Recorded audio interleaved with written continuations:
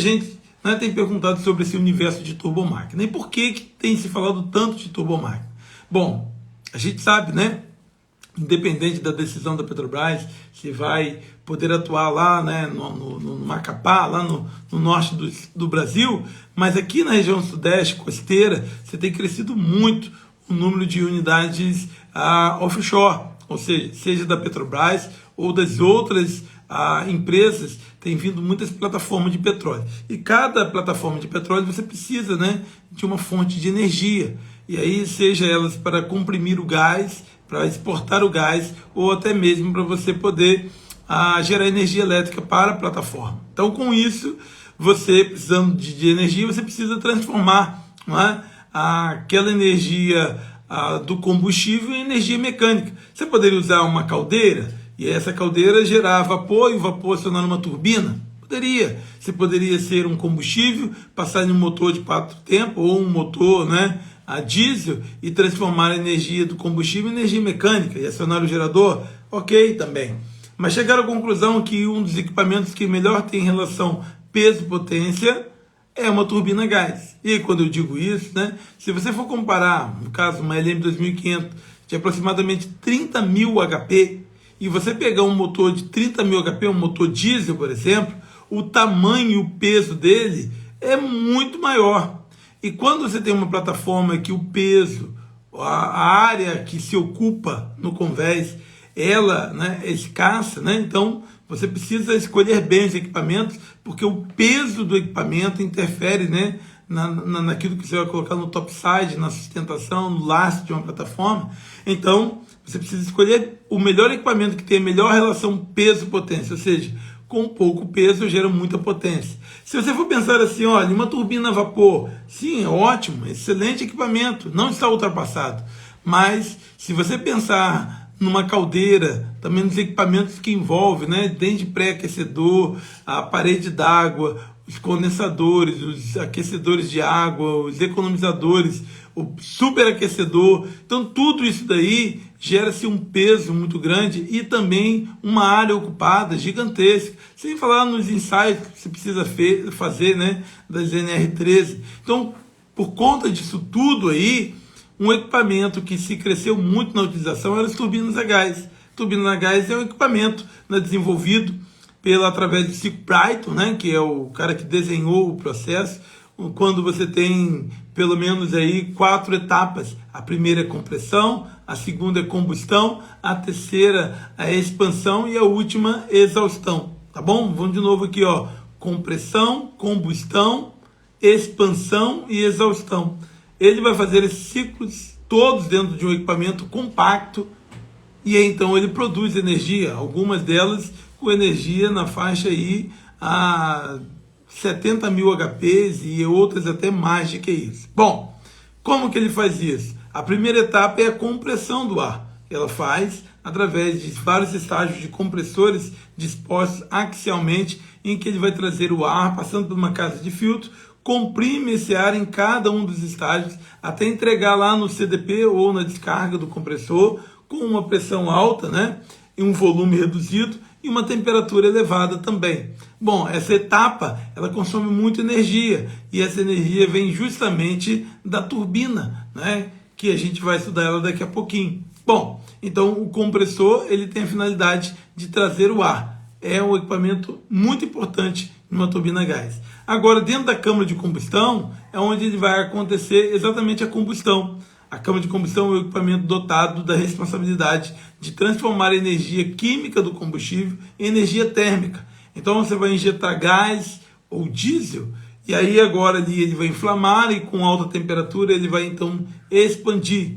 Boa parte do ar que vem do compressor vai ser utilizado na queima, o que vai gerar muita calor, muita massa gasosa. E esses gases na combustão é que serão apropriados então para poder acionar a turbina. Então veja bem, a primeira parte eu tenho redução de volume e aumento de pressão. Na segunda parte eu tenho o aumento do volume, mas mantendo a mesma pressão, porque é uma queima isobárica, na mesma pressão. Agora, na terceira fase, vai ser a expansão, quando esses gases com muita energia, ou seja, ar em alta pressão, agora o combustível, agora eles vão passar e vão expandir em cima das palhetas da turbina. E você tem ali vários estágios de turbina, que a primeira parte são os bocais, os nozzles, que os gases passam por ali, aceleram a velocidade e agora com muita energia eles vão impactar em cima das palhetas das turbinas, que vão fazer o seu giro.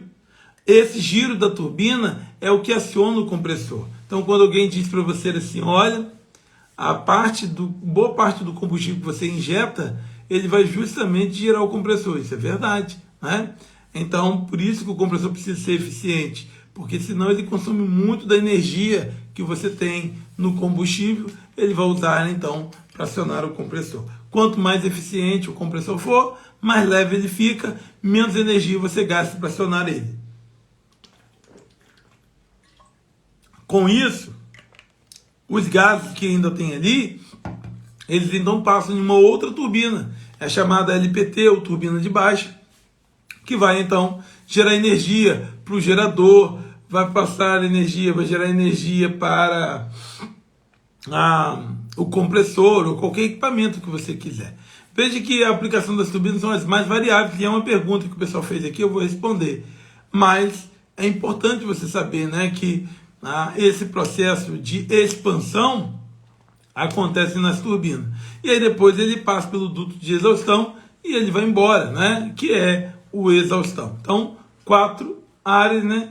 Compressão, combustão, expansão e exaustão. Esse é o ciclo Brayton aí, tá bom? Aí, você tem ao redor dele, né, muitos outros sistemas auxiliares. E aí você tem turbinas das mais diversas, né?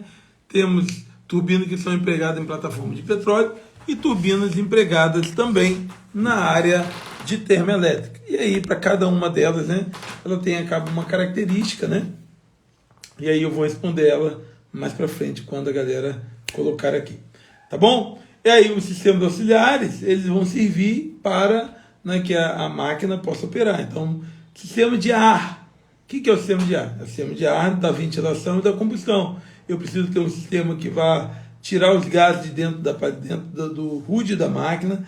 Eu tenho que ter um sistema de filtragem de ar que vai então purificar o ar que vai entrar dentro da máquina.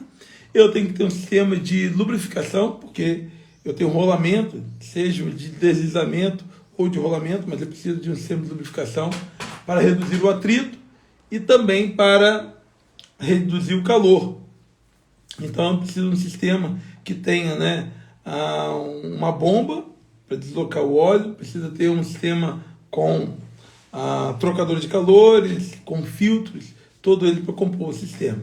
Temos um sistema também de combate a incêndio. Você pode ter um incêndio dentro da máquina, você tem que ter um sistema dedicado a fazer, né, então, a prevenção, alarmes e também desligamento da máquina, além de combater também um incêndio. Você vai ter também, né, sistemas elétricos, sejam os mais diversos, né, que você vai ter. Então, você tem uma complexidade de sistemas adicionais aí.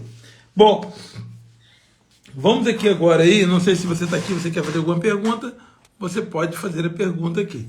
Mas eu tenho algumas perguntas aqui, ó, que é como funcionam as turbinas a gás e quais são os principais componentes envolvidos. Eu creio que essa primeira eu já tenha respondido, né? O ciclo Brayton é uma turbina a gás. Os principais componentes são exatamente o compressor, a câmara de combustão e a turbina, e o sistema de modo geral. A segunda pergunta é: quais são as principais aplicações das turbinas a gás nos diferentes setores, né, como energia, aviação e indústria? Ó, quase que já veio uma pergunta com resposta.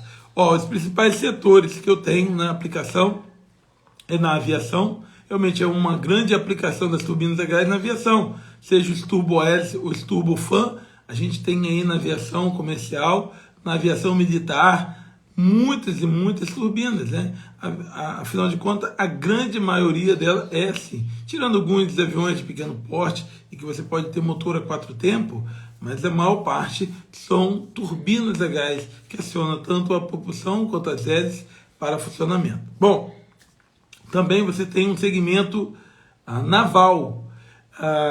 Alguém me procurou aqui, né, pedindo uma cotação, uma turbina que eu nunca tinha visto. Aliás, a turbina eu já tinha visto, que é uma LM 2500, mas era italiana com uma propulsão de navio de guerra.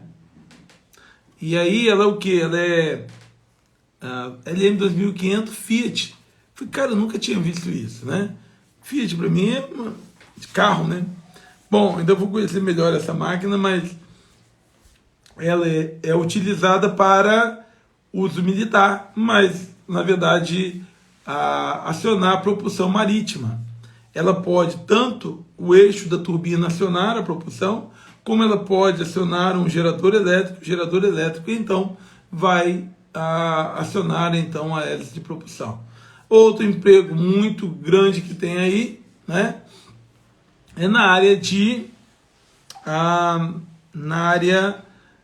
de óleo e gás, ou seja, cada plataforma de petróleo você requer, né, uma turbina a gás ou várias delas. Atualmente as plataformas, pelo menos 6 ou 7 turbinas a gás para aplicação. Por isso aí abrindo uma série de oportunidades para quem deseja, né? Então, quer uma oportunidade de mercado de trabalho na área extremamente valorizada e tecnológica, é a área offshore. Por quê? Porque o segmento está crescendo, expandindo e ele precisa das plataformas. Recentemente alguém falou assim, olha, teve que descer todo mundo de uma plataforma aí porque teve um shutdown, teve um problema na geração.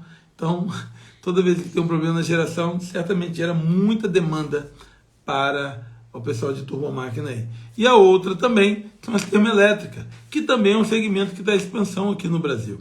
Tá bom? Por quê? Porque demanda de energia elétrica, para isso é crescendo, então você demanda muita energia e então você precisa, né, construir sistema elétrico. Por dois motivos. Primeiro que é uma demanda de energia e a outra porque você tem muita oferta de gás. Então você precisa aí, você vai ver no Brasil todo aí inúmeros sistemas elétricos sendo construídos. Bom, a distribuição das turbinas a gás temos as aeronáuticas, que a gente já viu a aplicação dela, temos as industriais, são as chamadas heavy duty, que são máquinas que foram construídas para o uso na área industrial. Então, são turbinas, né, heavy duty. E temos as aeroderivadas, as máquinas que foram derivadas da aeronáutica e utilizadas aí para o uso de geração de energia. Então, por isso que elas são derivadas da aero, ou aeroderivada. Bom, a última pergunta aqui, quais são os fatores que influenciam a eficiência de uma turbina a gás e como é possível otimizar o seu desempenho? Boa pergunta aqui quem fez isso daqui. Os fatores que influenciam são vários, né? Entre eles a temperatura do ar atmosférico. A temperatura, ele mexe muito na densidade do ar.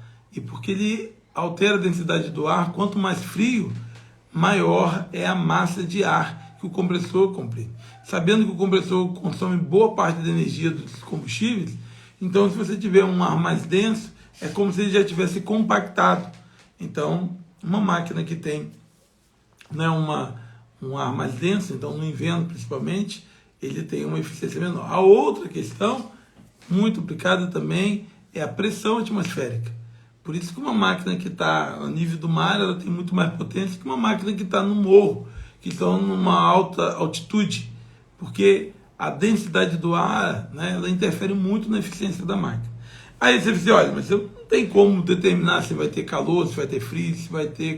Não, você colocou a máquina lá, e é claro que a gente tem signatário a potência ISO, que é a potência contratada, né, que é a temperatura de 1 atm, né, e uma determinada 15 graus Celsius, né, e também uma determinada umidade relativa do ar. Essas são as pressões, temperaturas, condições ISO, onde você pode comparar a sua máquina com essa potência, que é a potência, né, de projeto. Agora, a outra realidade é a condição site, que é onde você botou a máquina. Uma vez que você botou a máquina, seja no Rio de Janeiro, Juiz de Fora, ou nas Cordilheiras dos Andes, o que muda, né, é muitas vezes o seu trato. Então, por exemplo, tem máquinas, se você sabe que a temperatura interfere, quando você tem muitos rejeitos térmicos, você vai tratar para que isso não chegue na máquina. Por quê?